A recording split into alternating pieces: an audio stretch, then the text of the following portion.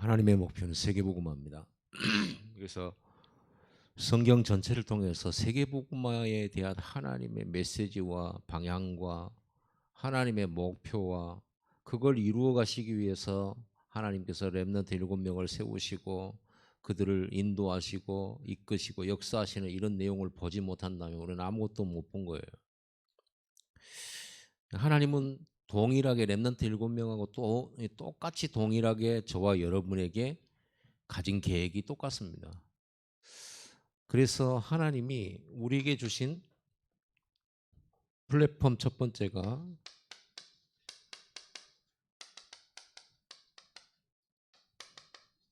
근원적 플랫폼이죠. 근원이란 말 아시죠? 근원이라는 말.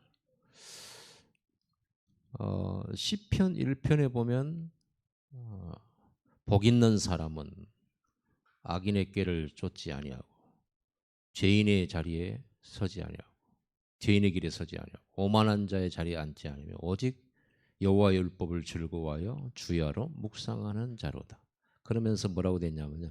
저는 시냇가에 심은 나무와 같이 시절을 쫓아 과실을 맺으며 그 잎사귀가 마르지 아니한다. 이렇게 돼 있죠. 자, 근원이란 말은 나무, 말씀을 묵상하는 사람을 나무로 표현을 했잖아요. 나무는 제일 중요한 게 뿌리예요. 뿌리. 나무가 살아남는 방법은 어디 걸어갈 수도 없어요. 뭐 바람을 피해서 도망갈 수도 없고요. 눈비 피할 수 없어요. 그러죠. 나무가 생존하는 방법은 뿌리입니다. 그래서 나무는 반드시 깊게 깊게 뿌리를 내려서 생명수를 공급받아야 돼요.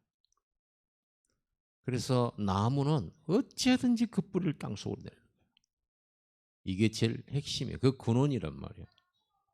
그래야 가뭄에도 또 이 생명의 근원이 계속 올라오기 때문에요. 그래야 튼튼해지죠. 자빠지지도 않아요. 흔들리지도 않고. 그러면서 계절을 따라서 계속 열매를 맺을 수가 있는 겁니다. 더군다나 여호와의 율법을 주야로 묵상하는 사람을 뭘로 비유냐면 시냇가에 심은 나무라고 표현해요. 시냇가에 심은 나무는 그게 마르지 않죠. 그 생명이 마르지 않잖아요. 계속 공급받으니까. 우리가 근원적 플랫폼이라고 했을 때 이 생명을 계속 공급받는 거예요. 그 근원이에요. 이 플랫폼이 여러분에게 있어야 된다. 하나님 이걸 주신 거예요. 그럼 그 플랫폼을 우리가 요즘 새벽에 기도 때 393. 3은 무엇입니까? 성삼위 하나님이에요. 성삼위 하나님이죠. 성삼위 하나님은 하나님께서 내 안에 계시죠.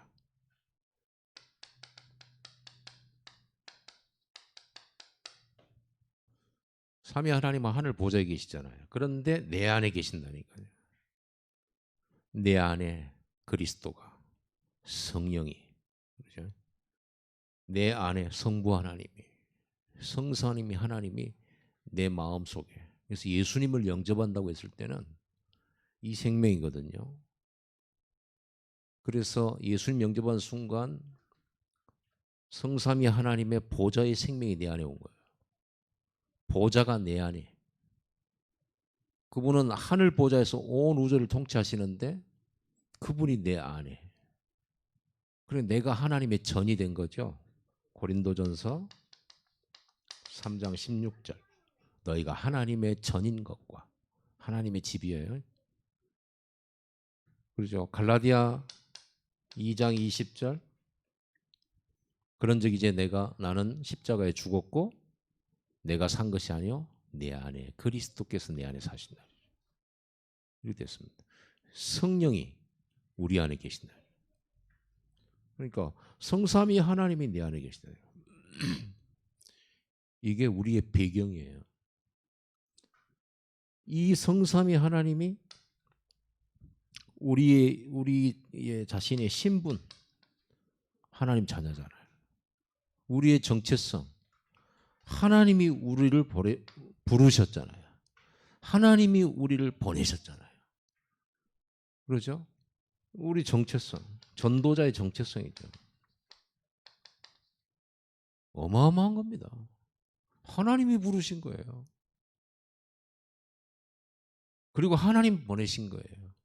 그분이 나와 함께.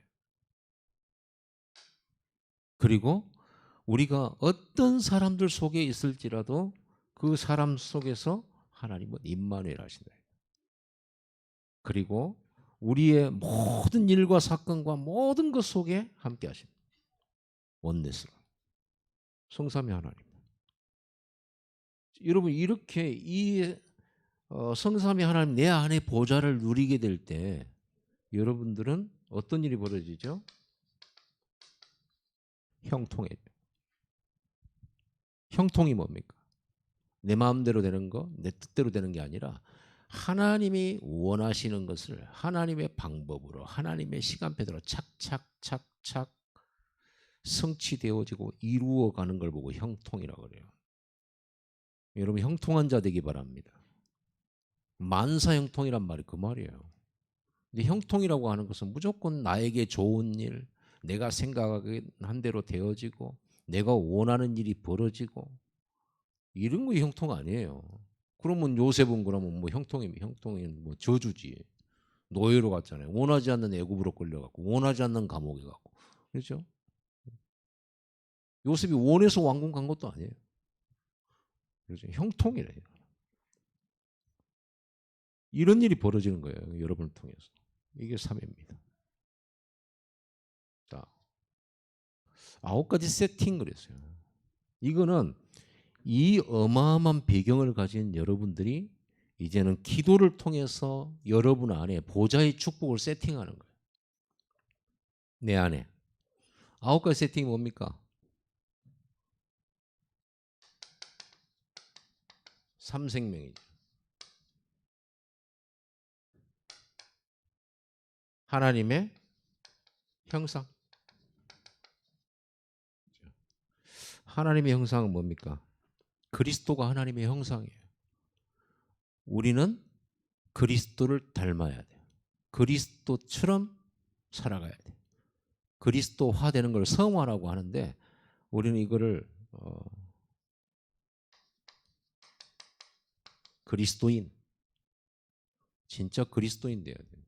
그리스도의 눈, 그리스도의 귀, 그리스도의 입, 그리스도의 발걸음, 그리스도의 마음, 그리스도의 눈물, 그리스도의 탄식, 그게 그리스도인. 우리는 이 그리스도의 탄식과 눈물이 아닌 육신적인 눈물과 탄식, 상처로 인한 성공 못해서 돈 없어서 가진 그런 것 말고 그리스도께서 가진 것. 그리스도는 돈 한 푼 안 가지셨잖아요. 집 한 채도 없으셨잖아요. 그리스도는 학교도 세우지도 않으셨어요. 그런데 그 그리스도께서 나는 학교도 없고 제자 키우는 학교도 없고 집도 없고 돈도 없고 막 그래서 예수님께서 막 슬퍼하셨습니까? 예수 그리스도는 아무것도 필요 없어요. 그렇죠? 아무것도 필요 없어요. 세상 사람들이나 도구가 필요하고 많은 것들이 필요하지만 예수님 필요 없어요.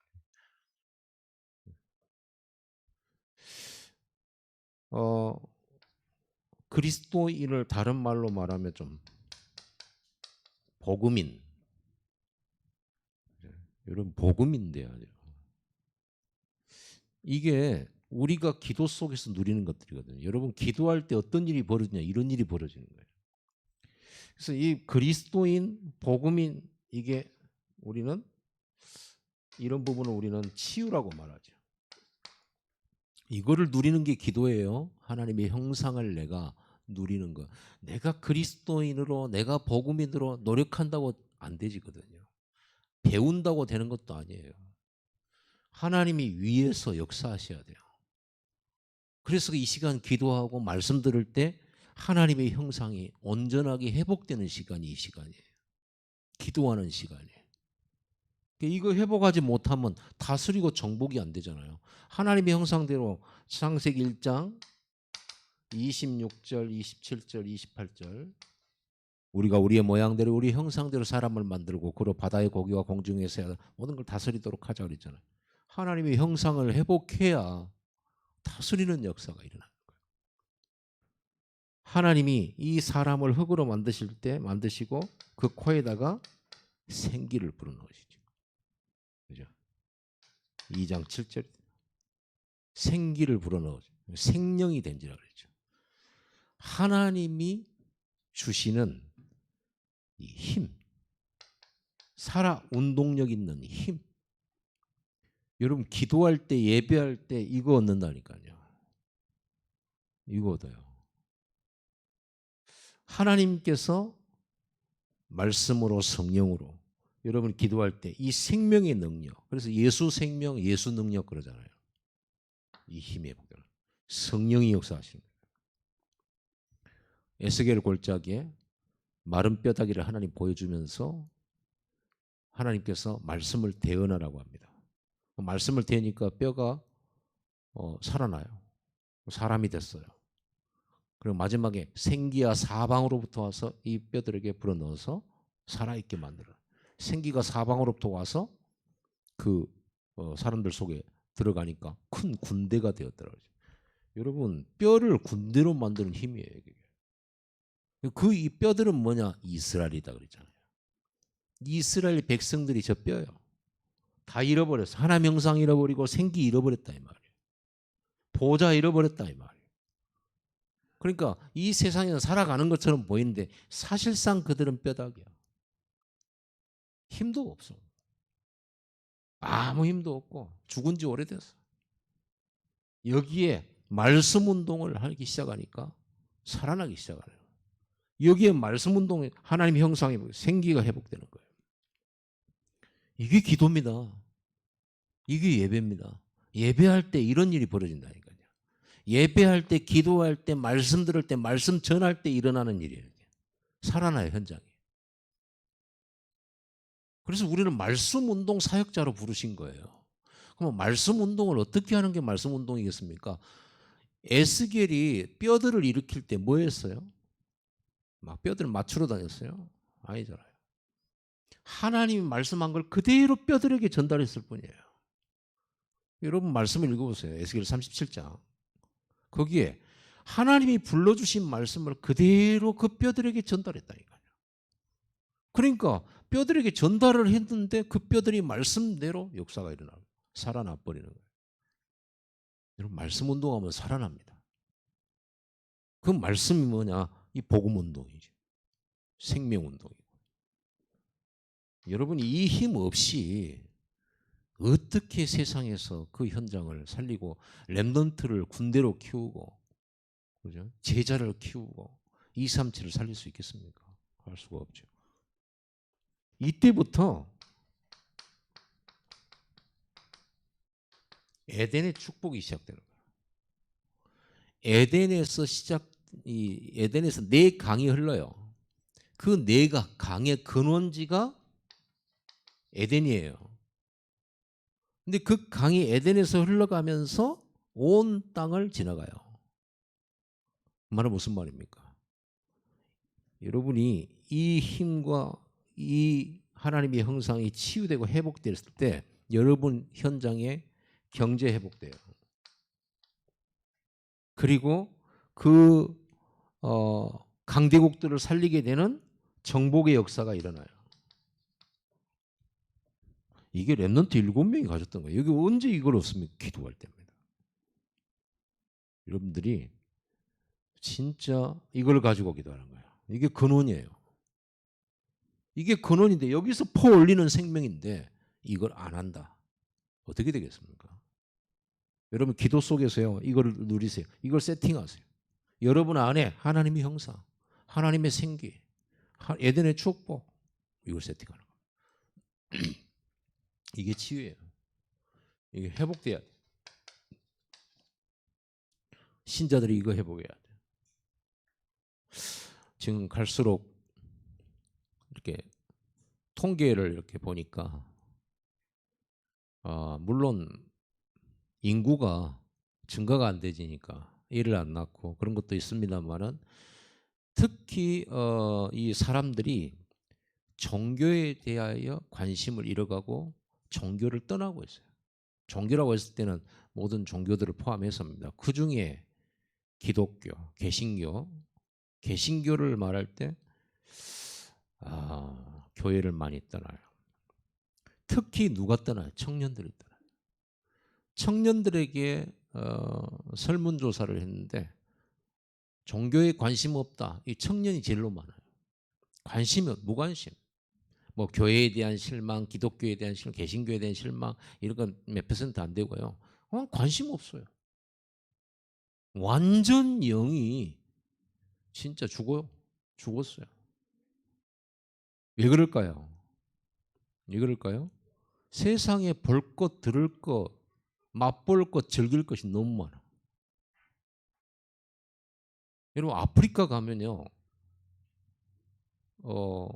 애들이 놀 것, 뭐 할 게 별거 없어요. 여기 교회 와서 찬양하고 율동하고 말씀 듣는 게 제일 신기하고 제일 신선한 거예요. 우리 어릴 때 그랬잖아요. 어릴 때 교회 가면은 뭐 하나씩 얻어 먹었잖아요. 크리스마스 때 특히. 그러니까 지금은요, 교회 가면 오히려 고리타분해요. 고리타분해. 세상에 놀 게 볼 게 얼마나 많은데. 그리고 먹고 사는데 지장이 없어요. 잘 살게 됐어, 우리나라가. 잘 살아요. 여러분 사람이 너무너무 힘들고 어려우면 하나님 찾거든요. 안 힘들어.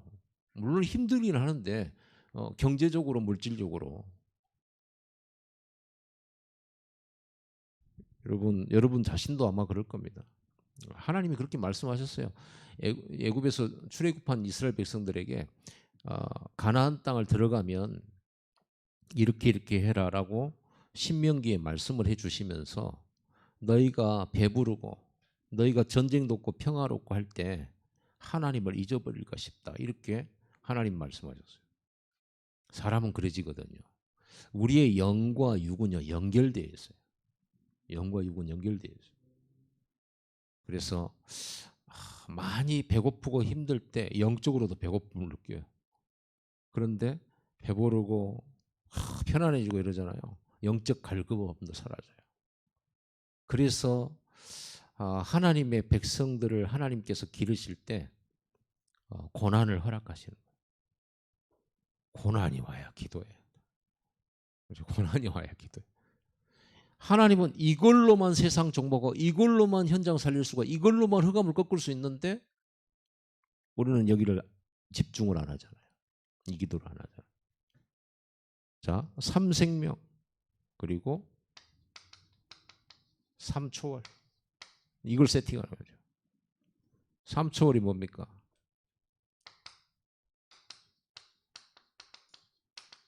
보좌의 축복. 보좌는 우리 안에 있는데 이거 실제로 누려야 되죠. 그럼 이 보좌의 축복을 어떻게 누리냐? 하나님의 말씀 가지고 누리는 겁니다. 여러분 야곱의 사닥다리 위에 야곱이 보았던 보좌에서 하나님이 뭐 하셨어요? 말씀하셨죠? 언약을 말씀하셨어요. 이사야가 보좌를 봤는데 그 보좌에서 이사야에게 뭘 하셨어요? 말씀을 주셨어요. 말씀을. 예레미야 감옥에 있을 때 시위대 뜰에 있을 때 하나님이 두 번째 여호와의 말씀이 임하여 가라사대 말씀을 주시는 거예요. 하나님은 말씀을 통해 창조하시고 구원하시고 회복하시고 치유하시고 모든 걸 하셔요. 그래서 여러분의 오늘 말씀 듣는 이 시간은 보좌의 축복을 누리는 시간이에요. 여러분이 개인적으로 기도를 하는 그 시간은 말씀 붙들고 기도하는 그 시간은 보좌의 축복을 누리는 시간입니다. 이걸 가지고 현장에 갈 때 말씀이 성취되는데 어떻게 말씀이 성취되냐 그러면 여러분이 성취시키는 게 아니라 시공간 초월의 축복으로 시편 103편 20절 22절에 하나님이 천군 천사들을 보내셔서 말씀을 이루는, 말씀 붙들고 가는 여러분에게 말씀 이루도록 도우신다고 말이에요. 우리는 시공간 초월할 수 없어요. 우리의 생각은 초월해요. 생각은 버스 안 타도 되니까. 우리의 생각은 KTX 안 타도 되고 비행기 안 타도 되잖아요. 우리의 생각은 지금 아프리카, 유럽, 그렇죠? 우크라이나 갈 수 있어서 내 생각이 그리 가니까. 그러나 이제 생각이 가는 거지 실제 가는 건 아니잖아요. 그러나 천사는 실제거든요. 이 시공간 초월이에요. 우리가 초월하는 게 아니라 하나님이 초월하시는 역사로 인해서.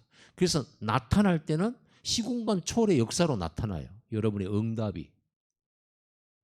여러분 여기서 기도했는데 그 먼 거리에 역사한단 말이에요. 하나님이. 흑암도 꺾고. 이 시간이 언제냐? 기도하는 시간이야. 이 시간이 바로 이 응답의 시간, 이 역사가 일어나는 시간 바로 오늘 이 예배의 시간이에요. 이걸 안다면 우리는 오늘 이 시간이 그야말로 근원적인 시간이고 이 시간이야말로 세상을 움직이는 시간이고 완전히 나를 치유하고 회복하는 시간이고 그렇죠? 말씀을 이루는 천군천사가 활동하는 시간이고 이렇게 되는 겁니다. 여기에 어떤 일이 벌어집니까? 237날 우리는 가지도 않았는데 오늘 읽었잖아요. 237의 빛의 역사, 시공간 초월의 역사가 뭐예요? 일어나라 빛을 발하라. 이 빛을 발할 때 어떤 일이 벌어져요? 왕들이 네개로 옛날 재앙 만나가지고 저 멀리 끌려갔던 네 자녀들이 비둘기처럼 날아오고 제 온갖 나라의 재물들을 싣고 오고 경제 회복과 함께 사람들이 오면서 치유가 되면서 이 응답이 눈이 안 보이게 실현되는 시간이 오늘 기도하는 이 시간이에요. 우리가 오늘 빛을 발하는 시간이잖아요. 우리 안에 어둠을 해결하는 시간. 내 안에 빛을 세팅하는 시간이 오늘 기도하는 시간이에요. 이때 어떤 일이 벌어집니까? 삼전무후무의 역사가 일어나는 시간. 이게 세팅되는 거예요. 뭐가 전무후무합니까? 내가 전무후무하다.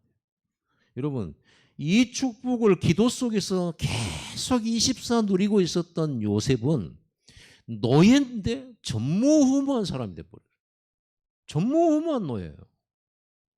전무후무한 죄수. 전무후무한 총리. 인생 자체가 전무후무한 하나님의 언약 성취의 인생과 삶이 돼버린 거예요. 전무후무한 일이에요. 이게 일어나는 시간이 언제예요? 우리는 이렇게 서로 비교하면서 내가 낫니 네가 낫니 뭐 못하다 이런 말도 하고 또 우리는 열등감도 느끼고 하는데 여러분 한 사람 한 사람은요 독특해요. 유니크해요. 이 세상에 단 한 개밖에 없어요. 단 한 명밖에 없어요. 똑같은 사람은 없습니다. 쌍둥이 일란슨 쌍둥이라도 똑같지 않아요. 각자 각자의 인생이 있고 삶이 있는데 독특하게 그 인생이 어떤 인생이냐? 다윗과 같은 인생이 돼요. 요셉과 같은 인생이 돼요. 그렇죠? 전무후무하잖아요. 모세와 같은 인생이 되는 거예요. 여러분들은요 그런 축복이 세팅되는 시간이라니까 이 기도하고 예배하고 이런 시간이. 두 번째 전무후무가 뭐냐? 이 예수님을 영접하고 이 보좌를 마음에 가진 하나님의 백성들이 모여있는 곳 교회가 전무후무한 응답을 받아요. 언제든지. 그리고 여러분의 현장의 업과 여러분의 전도 현장 속에 전무후무한 응답들이 일어난다. 이 축복을 내 안에 먼저 세팅하는 거, 확신하는 거, 확인하는 거, 확정 짓는 시간이 9가지 세팅이 기도하는 시간이에요. 자, 393 했을 때 마지막 3이 뭐겠습니까? 이제는 이 힘과 이 응답을 가지고 여러분들이 목회자와 함께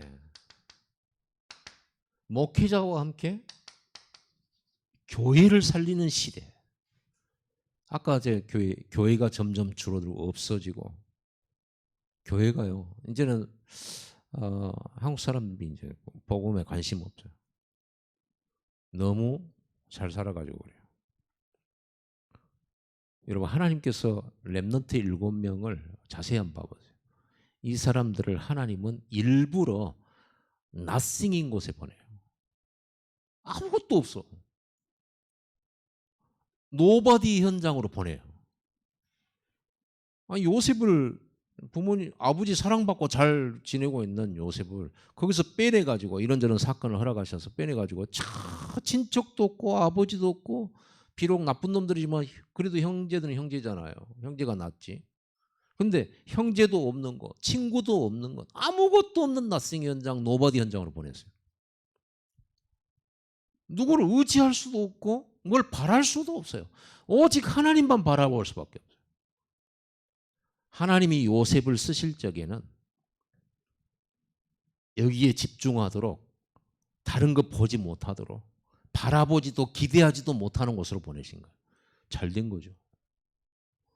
여러분이 친구가 끊어지고 도움의 손길이 끊어지고 기대했던 것이 전부 끊어져서 실망하고 낙심할 때가 많죠. 그때가 절호의 찬스입니다. 어떤 찬스요? 완전 하나님께 집중하는 찬스예요. 이 근원적인 플랫폼을 회복하는 찬스예요. 여러분이 병들었다. 여러분 경제적인 큰 타격을 입었다. 또 여러분들이 어떤 갈등 속에서 많은 인간관계 속에 실망과 좌절을 얻게 되었다. 왕따를 당했다. 절호의 찬스입니다. 근원적 플랫폼을 만드는 시간. 왜? 일평생 이걸 해본 적이 없어. 하나님을 향해 24 집중해 본 적이 없어. 하나님은 쓰시려고 하는데 동기부여가 안 되잖아요. 이때입니다. 고난을 통해서 아무것도 없는 낫생의 상태로 노바디 상태로 그를 보내는 거예요. 그걸 허락하신 거예요. 여러분들이 재수 없이 그렇게 된 게 아니고 하나님이 졸고 주무시다가 여러분이 어려움 당한 거 몰라가지고 놓쳐가지고 그런 것도 아니에요. 하나님은 다 보시고 그래서 여러분 어려울 때요. 이 찬스를 만드세요. 이 기회를 만드세요. 이 플랫폼을 만드세요. 여기서 다 나오는 겁니다. 당장의 역사를 바라지 마세요. 당장의 막 환경 변화의 응답 기대하지 마세요. 그거는 나중에 오는 겁니다. 그래서 여러분들은 지속적으로 이걸 가지고 24 하는 겁니다. 이걸 10분 집중으로 할 수도 있고요. 자, 이런 시대가 오는 거예요. 마가다락방 교회의 성도들이 이게 된 거예요. 이걸 하나님께서 40일 집중시킨 거예요. 그러니까 강단이 살아. 그리고 어떤 일이 벌어졌어요? 이 응답이 왔죠. 실제화됐죠. 사도의 가르침을 받아 서로 떡을 떼며 교제하기를 힘쓰죠. 사도의 가르침을 받다는 뭐예요? 강단 메시지 붙잡았다는 거예요. 강단 메시지 붙들고 계속 이거 포럼하고 그러니까 교회가 강단이 살아버려. 저는 이렇게 메시지를 잘한 목사님이 교회가 부흥이 된다. 꼭 그런 것만 아닙니다. 어떤 교회는요, 진짜 부흥이 되는데 목사님 메시지가 자세히 들어도 얼른 이해하기 힘든 그런 게 있어요. 뭐 발음도 잘 모르겠어요. 그런데요, 성도들이 뭐라냐면 은혜스럽죠. 이래요. 하나도 안 은혜스럽던데 나는. 어떻게 설교가 저렇게 앞뒤도 안 맞는 것 같고 발음도 잘 못 들어가고 자세히 들어야 되고 나중에 들어보면 뭔 말했는지도 모르겠고 이러는데 성도들이 하는 말이에요. 은혜스럽죠. 은혜스럽죠 그러는 거예요. 그러니까 교회가 살아버린 거죠. 여러분이 말씀을 붙들고 말씀으로 원네스 되고 말씀으로 소통이 되어지면 강단이 살아버려요. 목회자가 살아버려요. 그럼 교회가 살아버려요. 그럼 거기에 날마다 구원 얻는 이런 역사들이 일어나기 시작하는 겁니다. 그러니까 이 시대가 이래요. 3시대. 이 문이 열려버리는 거예요. 그리고 우리 중직자들과 함께 현장이 살아나는 시대. 현장이 살아나버려. 7집사 세웠는데 말씀이 후황해져 버려. 희한하죠. 중직자 세웠는데 말씀 운동이 현장으로 확 퍼져 들어가 버려. 중직자들은 현장 선교사입니다. 현장 못 살리면 안 돼요. 어떻게 살립니까? 393으로 하는 겁니다. 이걸 기도로 하는 겁니다. 이걸 가지고 예배로 하는 겁니다. 오늘 우리가 모여서 이 축복을 누리는 이 중요한 축복을 제대로 누릴 때 실제로 이 응답과 증거는 오게 돼 있죠. 그리고 우리 렘넌트들과 함께 237 현장과 그 시대를 살리는 겁니다. 이 문, 이게 393. 3시대. 9가지 세팅. 그렇죠. 성삼위 하나님. 이거를 기도 시간에, 이거를 예배 시간에 누리는 시간입니다. 이걸 아는 사람은 예배가 어떻다라는 걸 알죠. 이걸 아는 사람은 사람 원망하지 않죠. 왜? 이 속으로 들어가면 되니까. 하나님이 하시는 거니까. 그렇죠? 이걸 가지고 사람을 보고, 이걸 가지고 내가 늘 들어가는 그 장소를 이해하고, 그렇죠? 이걸 가지고 여러분에게 일어난 문제와 사건을 해석하고 답 다 나와버리죠. 우리는 이 하나님을 믿기 때문에 사람 탓, 원망, 불평하지 않습니다. 그 어떤 틀린 사람이 주변에 가득해도 우리는 그것 때문에 낙심하지도 않습니다. 나 때문에 넘어지도 않습니다. 왜냐? 전능자가 나와 함께 계시는, 그분이 다 알고 그분이 다스리시니까. 여러분이 두 번째 플랫폼이 어떤 플랫폼이냐, 이게 있어야 돼. 여러분에게 가지고 있어야 되는 거죠. 전도 플랫폼. 여러분 개인이 다락방을 통해서요. 다락방은 뭐냐? 이 축복을 누리는 거예요. 다락방을 통해서 개인이 답을 얻는 거예요. 그리스도로 완전 답을 얻는 거죠. 복음의 답을 얻는 거죠. 인생의 해답을 얻는 거죠. 이거를 다락방을 통해서 누리는 거예요. 그러니까 여러분 다락방 현장에 들어갔을 때 다락방에서 여러분들이 해야 될, 줘야 될 답이 뭐냐? 복음의 답. 그거 답 내도록 만들어져요. 그러면 이 답 가진 자에게 하나님 성령으로 역사하시거든요. 이 답 가진 자를, 이 확신 가진 자를 사단이 건들지를 못해요. 해방의 역사가 일어나. 이 답을 알고 이해하고 믿는데 흑암 무너져 버려요. 가문이 흐르는 저주 꺾여요. 여러분 예수 영접할 때만 답을 얻냐? 아닙니다. 여러분 평생의 답이. 그래서 우리는 인생의 답이. 여러분들이 이 축복을 누리는 중에, 이 기도 속에서 이 축복을 계속 누리고 가면 됩니다. 당장에 뭔가 성공, 뭐 큰 응답 이런 거 안 와도 괜찮아요. 이걸 계속 누리면서 가면 됩니다. 그러면요, 여러분 누군가를 만나게 돼요. 여러분 지인도 만나고 친구도 만나고, 사람은 사람 사는 세상이니까 누군가를 만나죠. 만났을 때 여러분들이 그리스도로 말미암은 인생의 답, 이 네가 하나님이 너를 이곳으로, 대한민국에 이 직업으로, 이 가문에 너를 부르셨다라고 하는 소명의 답. 네가 그냥 저냥 살아온 인생이 아니라는 거. 어쩌다가 네가 이렇게 된 인생이 아니고 하나님이 너를 이 그리스도의 답을 주시기 위하여, 그리고 이 답을 전달하도록 하기 위해서 하나님께서 어두운 네 가문에 너를 꽂아 넣으시고 그 직장을 보내시고, 그래서 네가 할 일은 뭐냐? 복음운동, 말씀운동 하라고 하나님께서 사명 주신 거다. 소명과 사명의 해답을 전달해 주는 거예요. 네 존재의 가치, 네가 그 자리에 있어야 되는 이유, 거기서 네가 지금부터 평생토록 뭘 해야 되냐? 여기 팀 사역이에요. 그럼 하나밖에 없죠. 이제 다락방 여는 겁니다. 네가 다락방 사역을 해야 된다. 요걸 전달할 줄 알아야 돼요. 사명을 전달할 줄 알아요. 네 사명이 뭔지. 여러분 사명 전달해 줄 수 있죠. 그렇죠?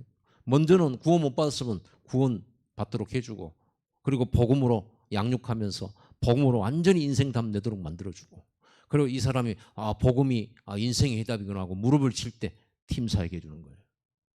너는 앞으로 하나님이 너를 이곳에 부르신 이유, 그곳에 보내신 이유, 앞으로 하나님 너를 통해서 하실 일들, 그거를요 사명을 딱 심어넣어서 다락방 맨으로 말씀 사역자로 딱 세우는 겁니다. 집을 통해서 미션홈으로. 미션홈은 뭡니까? 이런 개인들을 불러서 치유해주고 집중시켜주고 메시지 전달해주고 상담해주고 하는 이런 일들이 미션홈이에요. 여러분들은 걸어다니는 미션홈. 꼭 집이라고 하는 이게 시설이라고 하는 데 국한되지가 않는 거죠. 자, 여러분 이게 여러분이 가지고 있어야 할 플랫폼입니다. 그리고 여러분과 같은 직업을 갖거나 기능을 가진 사람들과의 만남이 되기 때문에 그 기능인을 살리는 전문 사역을 하게 되는 거예요. 그 파트를 살려내는, 그 분야를 살려내는, 그 기능인들을 살려내는 전문 사역. 어떻게 살립니까? 그 기능인들이 이 답 얻도록 만들어주는 게 전문 사역이에요. 그런데 그 기능인들을 살리려면 그 기능, 똑같은 기능을 가진 사람끼리 소통하게 돼 있잖아요. 의사는 의사가 살리고 간호사는 간호사가 살리고. 그렇죠? 여러분도 마찬가지예요. 여러분 현장 속에. 화가들은 화가들끼리 만나기 때문에 화가가 화가 살리는 겁니다. 우리 랩런트 청소년들에게 답 줄 수 있어야 돼요. 그렇게까지 만들어야 돼요. 그겁니다. 다윗은 16살인데 17살인데 그 시대에 하나님이 어른들이 하지 못한 천명소명 사명 가지고 있었다니까요. 오히려 어른들을 메시지 줬다니까요. 골리앗 깨고요. 왜 골리앗을 두려워하냐? 하나님의 구원은 창과 칼에 있지 않은데 왜 무기 의존하고 숫자 의존하냐? 이렇게 말했잖아요. 청소년. 그러니까 청소년은 아직 어리다라는 우리의 인식을 벗어나야 돼요. 그리고 아이들을 시간표를 보고 얘들을 과감하게 길러야 돼요.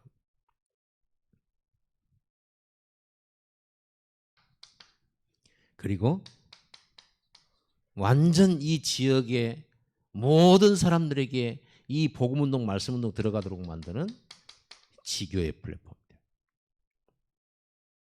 이 플랫폼이 여러분 개인이 가지고 있어야 되는 거예요. 이 근원적 플랫폼이에요. 이거는 여러분 평상시 여러분 개인이 예배와 기도 시간을 통해서 누리는 근원적인 플랫폼. 이 힘 반드시 있어야 되고요. 이 축복을 누리게 되면 여러분들은 이렇게 만남이나 집이나 여러분의 직장이나 지역에 들어갔을 때 이런 응답이 오게 돼 있어요. 이 플랫폼을 누리는 겁니다. 세 번째 플랫폼은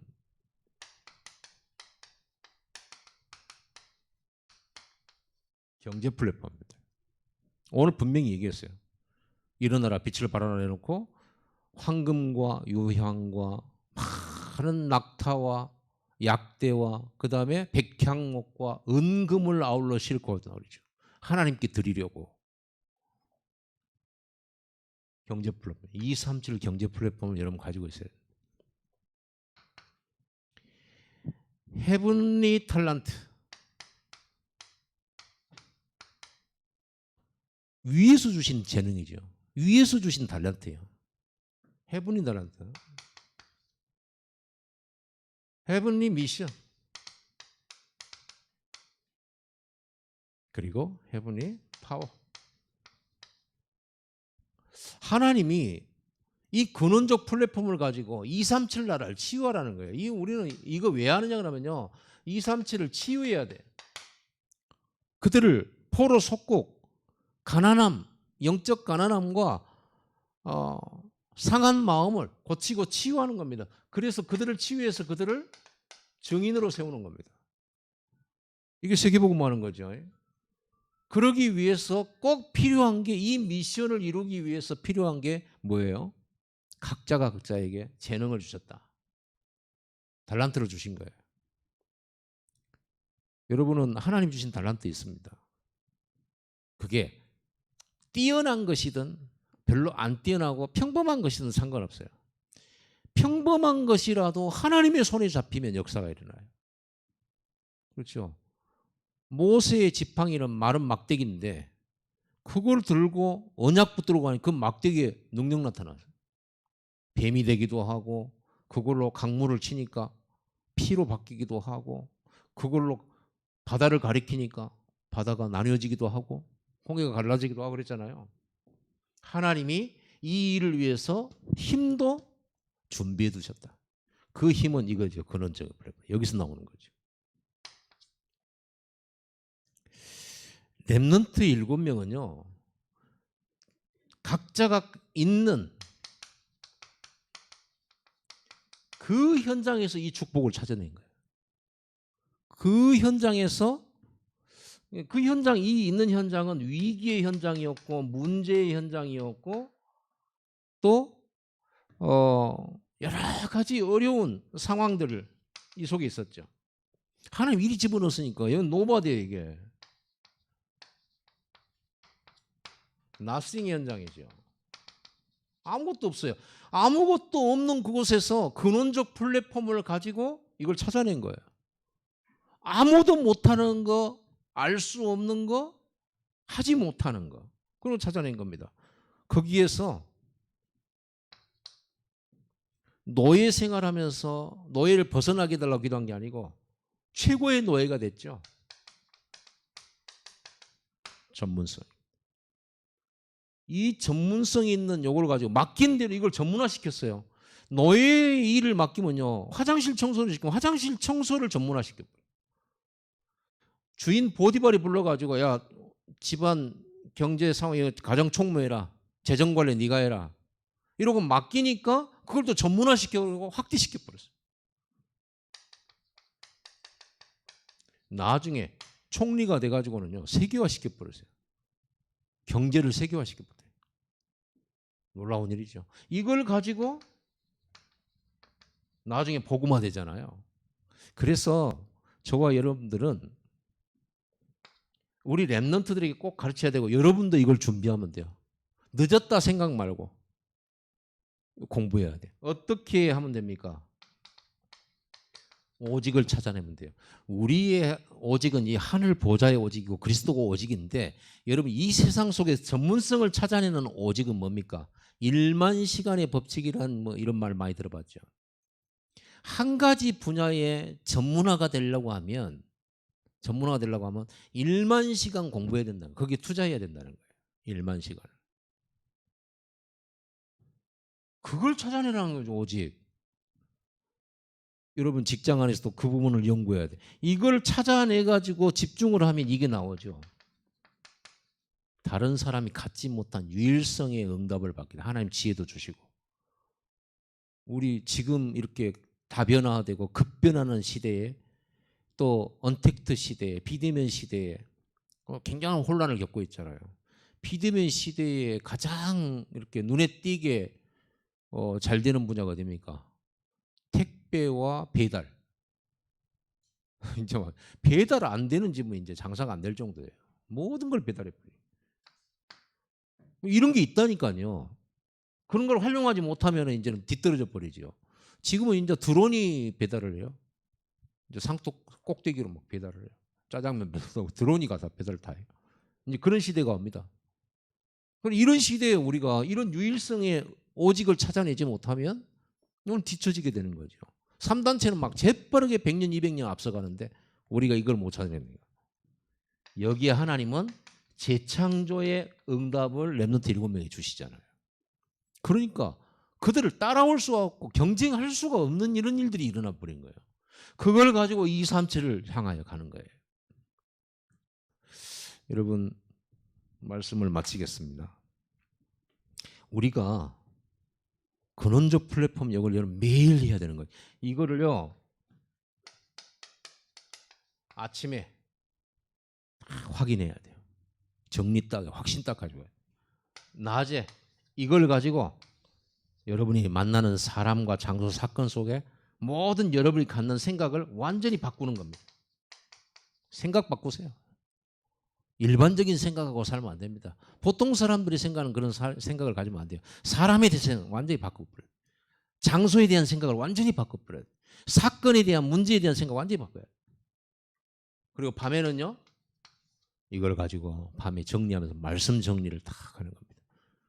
이렇게 여러분들이 393의 축복, 근원적 플랫폼을 가지고 전도 플랫폼과 경제 플랫폼의 축복들을 여러분이 준비하고 또 우리 후대들에게 이 답을 전달하는 그런 역사가 있기를 바랍니다. 기도하겠습니다. 하나님 감사합니다. 우리가 하나님이 우리에게 처음부터 주셨던 237 플랫폼 이 세 가지 근원적 플랫폼과 전도 플랫폼, 경제 플랫폼을 가지고 이제 본격적으로 하나님 주신 힘 안에서 이제는 하나님이 명령하신 그 미션을 그 소명과 사명을 감당할 수 있도록 능히 감당할 만한 힘으로 충만하게 하시고 오력을 주옵소서. 예수님의 이름으로 기도드리옵나이다. 아멘.